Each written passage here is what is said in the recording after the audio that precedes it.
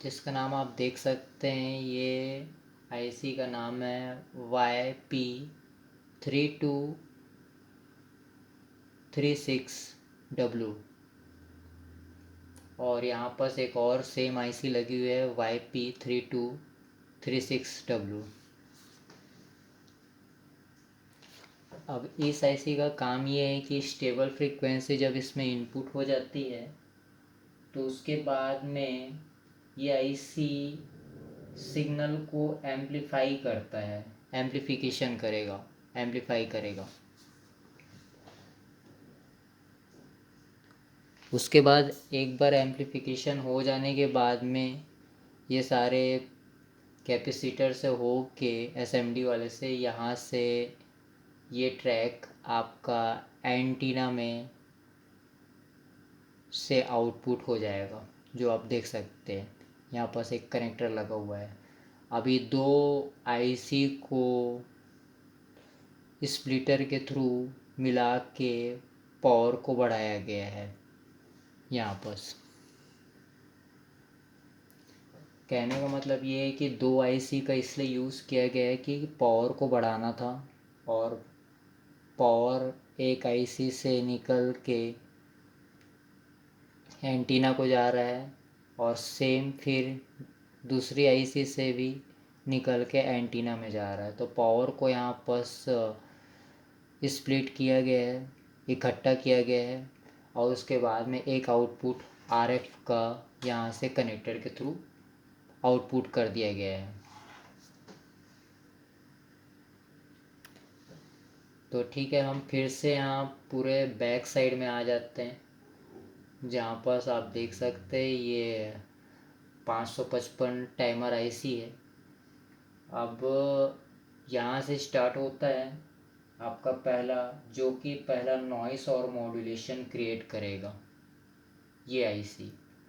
उसके बाद इस आईसी से होके इस क्रिस्टल आईसी को सप्लाई दी गई है।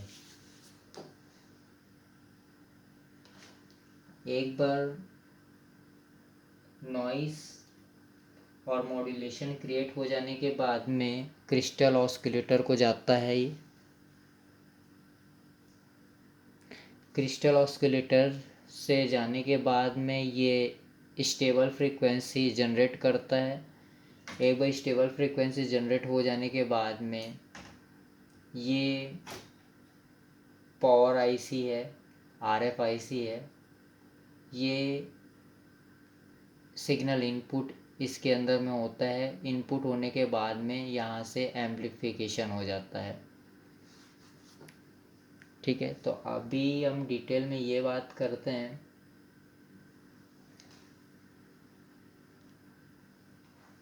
एक बार नॉइस और मॉड्यूलेशन क्रिएट हो जाने के बाद में ये क्रिस्टल आईसी को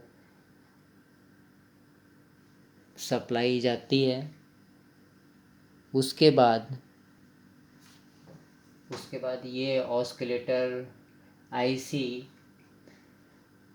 फ्रीक्वेंसी जनरेट करता है। अब यहाँ पर आप देख रहे हैं, यहाँ पर दो प्रीसेट लगे हुए हैं, जिसमें पहला लिखा है FRE। FRE का मतलब है फ्रीक्वेंसी सेट करना। तो इसके थ्रू पहले सेंटर फ्रीक्वेंसी सेट की जाती है। और यहाँ पर आप दूसरा पीस सेट देख रहे हैं, ये वाला, जिसमें लिखा है यहाँ पर BW। तो BW का मतलब है बैंडविथ। इसके थ्रू आप इसकी फ्रीक्वेंसी की बैंडविथ आप सेट करेंगे। एग्ज़ाम्पल 400 मेगाहर्ट्ज़ से लेकर 460 मेगाहर्ट्ज़। इम्पोर्टेंट इस क्रिस्टल का यहाँ पर रोल ये है कि यदि ये ऑसिलेटर नहीं होगा तो आरएफ सिग्नल स्टेबल नहीं रहेगा और जैमिंग प्रॉपर नहीं हो पाएगी, सिर्फ नॉइस मिलेगा, इफ़ेक्टिव नहीं रहेगा। यहाँ पर आप देख सकते हैं इस क्रिस्टल आईसी के ऊपर में नंबर कुछ लिखे हुए हैं, जो कि YSGM 040508। अब इसका क्या मतलब है? ये जनरली इंटरनल फ्रीक्वेंसी कोड है जो कि बैच कोड होता है, और एक्सट्रैक्ट फ्रीक्वेंसी जैसे 430 मेगाहर्ट्ज मैन्युफैक्चर डिफाइन करता है। ठीक है,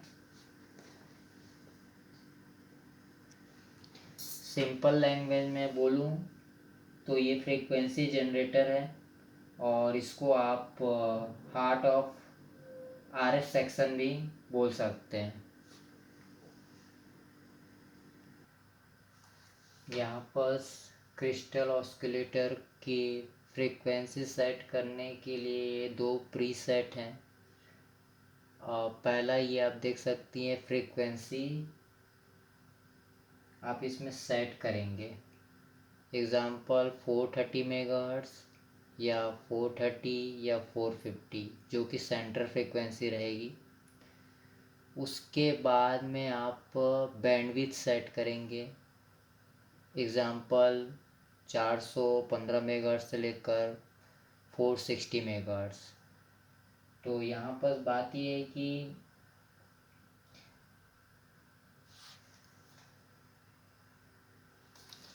यदि हम बैंडविड्थ ज़्यादा बढ़ा देते हैं तो फिर इसका असर पावर में RF आउटपुट में भी असर पड़ेगा, RF वोल्टेज भी कम हो जाएगी।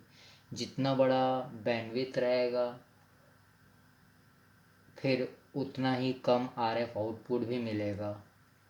बैंडविड्थ जितना छोटा रहेगा आपको RF आउटपुट भी स्ट्रॉन्ग मिलेगा और आउटपुट भी ज़्यादा मिलेगा RF का। तो ये इम्पोर्टेंट है। यहाँ पर बैंडविड्थ में एक लो बैंड होता है और दूसरा होता है हाई बैंडविड्थ। अब लो का मतलब ये है स्ट्रॉन्ग बट लिमिट, सिर्फ एक फ्रीक्वेंसी या फिर उसके आसपास की फ्रीक्वेंसी। हाई बैंडविड्थ का मतलब हो गया wide coverage but weak, wide coverage but weak. ठीक है, यहाँ पर फ्रीक्वेंसी में एक नैरो बैंड चलता है, एक विड बैंड चलता है। तो यहाँ पर नैरो बैंड में एक जगह कॉन्सेंट्रेट रहता है और स्ट्रॉन्ग जैमिंग सिग्नल मिलती है, और एक स्पेसिफाइक सिग्नल फ्रीक्वेंसी पे होता है। वाइड विड बैंड में पावर स्प्रेड हो जाता है और हर फ्रीक्वेंसी पे वीक हो जाता है पावर। ठीक है, जैमिंग इफेक्ट पे इम्पैक्ट क्या पड़ता है? बैंडविड्थ सेट करने पर रिजल्ट ये आता है कि लो बैंडविड्थ में स्ट्रॉन्ग सिग्नल मिलता है और हाई बैंडविड्थ में वाइड कवरेज बहुत वीक हो जाता है।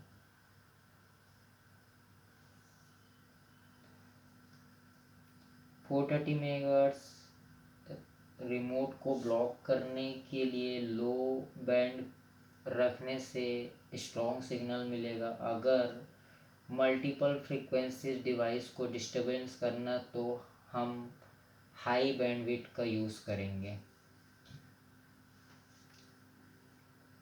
बैंडविड्थ ज़्यादा बढ़ाने पर रेंज कम हो सकती है और सिग्नल अनस्टेबल भी हो सकता है। बैंडविड्थ जितना कम रहेगा उतना बेस्ट है, सिर्फ नैरो बैंड कवर करेगा। सिंपल लैंग्वेज में अगर मैं समझाऊं कि बैंडविड्थ सिग्नल का मतलब ये है कि सिग्नल कितना फैलाओगे, कितनी सारी फ्रीक्वेंसी वहाँ आप जनरेट करोगे, बैंडविड्थ का मतलब ये है। और स्ट्रॉन्ग सिग्नल लेकिन छोटा एरिया, ज़्यादा बड़ा बैंडविड्थ में वीक होगा वीक होगा पावर आउटपुट, और लेकिन यहाँ पर आप बड़े एरिया को कवर कर पाएंगे फ्रीक्वेंसीज को। अब ये तो क्लियर हो गया बैंडविड्थ और फ्रीक्वेंसी की बात सेट करना। अब यहाँ से जब हम आगे बढ़ते हैं तो हमें जब स्टेबल फ्रीक्वेंसी मिल जाती है तो फिर इन पावर आईसी के ऊपर में इन फ्रीक्वेंसीज को इनपुट किया जाता है, फिर यहाँ से होके आउटपुट फाइनल आउटपुट बाहर निकलता है आरएफ के लिए। तो ये जो आप दो आईसी आपने देखा है, मैंने पहले भी बताया है कि ये दो आईसी पावर एम्पलीफायर आईसीज हैं जो सिग्नल को एम्पलीफिकेशन करेगा। फ्रीक्वेंसी जनरेट हो चुकी है पहले से, अब इसकी पावर को बढ़ाने का काम करेगी ये दो आईसी। अब जनरली अगर देखा जाए तो यहाँ पर जो आप ये आईसी देख रहे हैं YP3236W, जो कि ये गेन प्लस और नॉइस इंजेक्शन कंट्रोल करने का काम करेगा। इसमें बैंडविड्थ वाइड या नैरो हो सकता है आपके हिसाब से। आउटपुट पावर भी चेंज होगा यदि बैंडविड्थ आपका ज़्यादा बड़ा है। अगर बैंडविड्थ छोटा है तो आउटपुट आपको ज़्यादा मिलेगा, और जैमिंग की सिग्नल की जो स्ट्रेंथ है वो भी काफ़ी स्ट्रॉन्ग हो जाएगी। लेकिन बैंडविड्थ बड़ा आने से जैमिंग की स्ट्रेंथ सिग्नल वीक हो सकती है और पावर आउटपुट भी वीक हो जाएगा। अब यहाँ पर समझने वाली ये बात है कि लो सेटिंग में नैरो बैंड है जो कि 430 मेगाहर्ट्ज़ के आसपास में रहेगा, और हाई सेटिंग में वाइड बैंड है जो 415 से लेकर 430 मेगाहर्ट्ज़ की फ्रीक्वेंसीज को कवर करेगा। ठीक है, मोस्टली ये आईसी एम्पलीफाई करने का काम करता है, एम्पलीफिकेशन करेगा।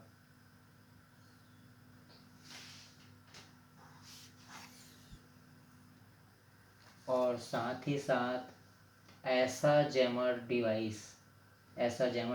मॉड्यूल हो सकता है इंडिया में वायरलेस इंटरफेस में लॉ के अंडर में आ सकता है, जो कि लीगल रूप से ये लीगल रहेगा। और इसको यूज़ आप remote RF device security system को डिस्टर्ब करने के लिए किया जा सकता है। टेस्टिंग में आप इसको इन्वायरमेंटल में सेफ तरीके से टेस्टिंग करना बेहतर रहेगा।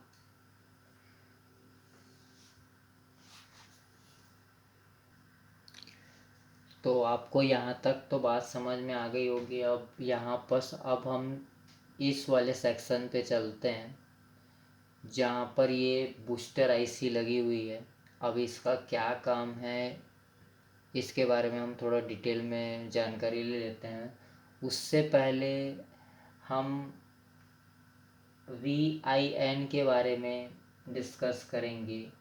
एक्चुअल में VIN है क्या, आप यहाँ देख सकते हैं ये VIN लिखा हुआ है, इसके जस्ट ऊपर में VEN लिखा हुआ है। तो पहले VIN के बारे में डिस्कस कर लेते हैं, इसका क्या मतलब है। VIN का मतलब है वोल्टेज इनपुट।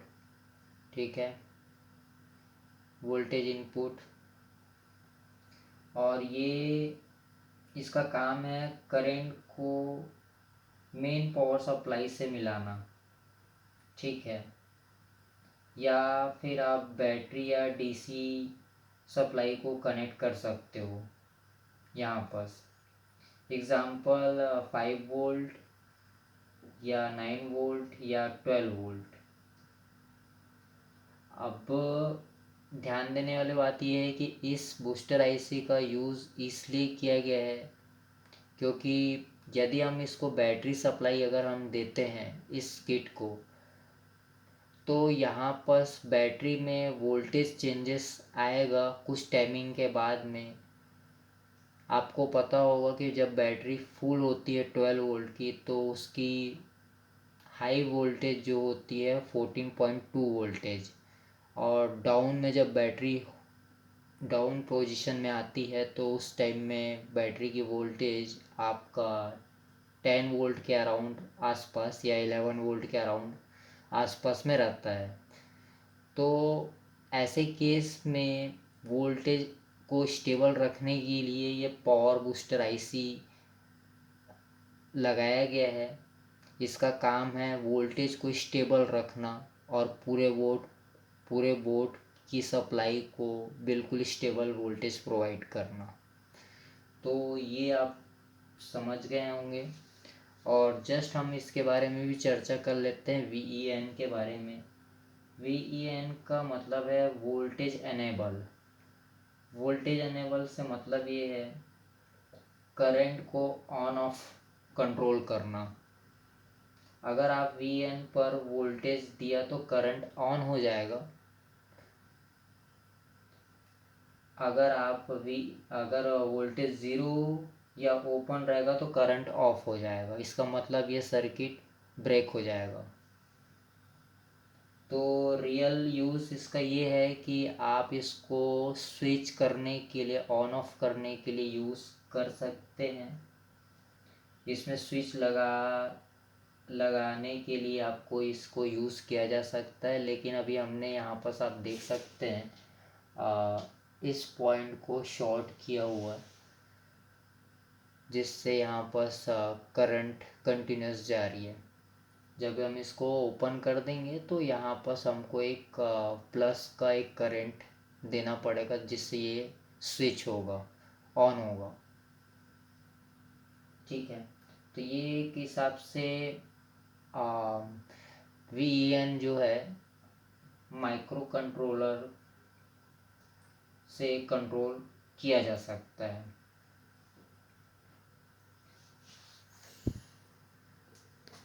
अब यहाँ पर से एक और इम्पॉर्टेंट बात ये है कि VIN पर अगर गलत वोल्टेज आपने दिया तो करंट डैमेज हो जाएगा, और VEN को डायरेक्टली VIN से कनेक्ट करने से ऑलवेज ऑन हो जाएगा।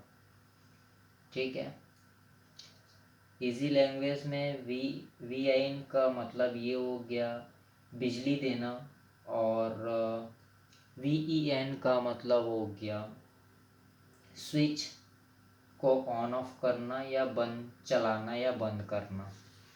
ठीक है,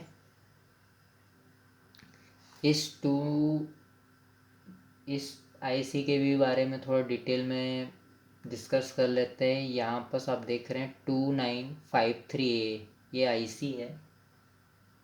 ये वोल्टेज बूस्ट करने वाली आईसी है। इसमें लो वोल्टेज को हाई वोल्टेज में कन्वर्ट करने का काम करता है। एग्ज़ाम्पल, अगर आपने 3.7 वोल्ट या 5 वोल्ट का इनपुट करते हैं तो आउटपुट आपका 8 वोल्ट, 9 वोल्ट या उससे ज़्यादा भी हो सकता है। ये आपके ऊपर डिपेंड है आप कितनी वोल्टेज आउटपुट में लेना चाहते हैं। तो इसकी यहाँ पर रेजिस्टेंस के थ्रू वैल्यू आप घटा बढ़ा सकते हैं वोल्टेज की आउटपुट को। तो RF को चलाने के लिए हायर वोल्टेज चाहिए होता है। तो यहाँ पर हमारा जो 430 मेगाहर्ट्ज़ का क्रिस्टल आईसी जो लगी हुई है, जो आपने ये देखा हुआ है, तो इसको हायर वोल्टेज की ज़रूरत है। मैक्सिमम 10 वोल्ट 12 वोल्ट की आवश्यकता पड़ेगी। ये 5 वोल्ट से 3 वोल्ट से ऑपरेट नहीं होगा। ठीक है, और इसको एक बात और है कि स्टेबल वोल्टेज प्रोवाइड करना होगा। तो यही अभी हम जिसके बारे में डिस्कस कर रहे हैं, यही आईसी है जो स्टेबल वोल्टेज पूरे सर्किट को प्रोवाइड कर रहा है। और साथ ही साथ इन आईसी को भी स्टेबल वोल्टेज ये हमारा बूस्टर आईसी प्रोवाइड कर रहा है। अब आरएफ एम्पलीफायर में जो कि ये जो बूस्टर आईसी लगी हुई है, ये बूस्टर आईसी ये हाई स्टेबल वोल्टेज जनरेट करेगा और ये स्टेबल वोल्टेज प्रोवाइड करेगा। और उसी तरीके से ये जो आईसी है एम्पलीफायर आईसी, ये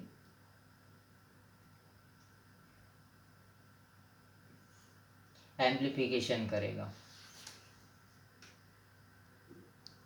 अब इस आईसी के साथ में इसका इम्पोर्टेंट रोल ये है इस इंडक्टर का, जिसमें आप देख सकते हैं इसका नंबर है 150UH।